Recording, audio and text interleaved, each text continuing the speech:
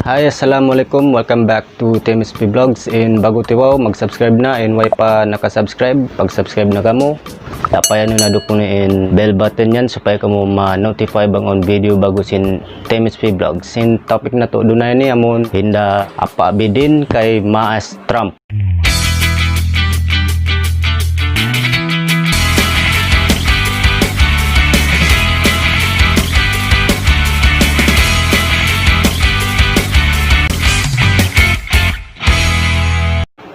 Ibabu Kamala ini ingan niya mahawa Kamala Devi Harris. Inamaan niya deng ha Jamaica, inina niya isab deng ha Chennai, India.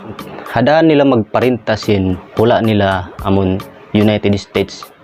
Misan kita di na lumamud. Amo adja hadahan nila magparakan sin economy iwan pag sumadya iwan dukaing bangsa hadunya. Inta ka amiyo pakabuin nato. Sababin sila ini nagpatampal bilang polisin dunya. Ununukatan, lamuran nila. Iban pagyan, human rights, demokrasi. Ampain Democrat, Party Democrat ini, amun party hinda apa beden ini, pinlupakan nila magpulisin dunya, right and wrong. Isiusuin makasa, panisun.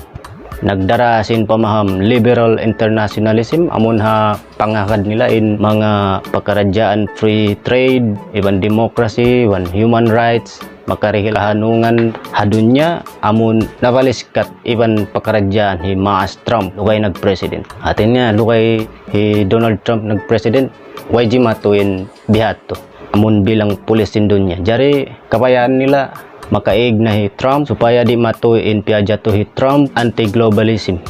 Simulang hadahan sin tumpukan hinda apa bidin amun internationalism lukay nag-president.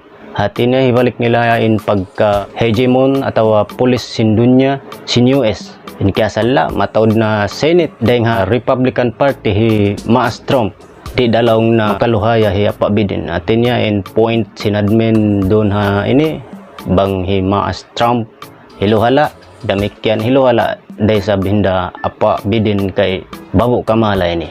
In tanda niya Babu Kamala ini nagpatampal pro-Zionist.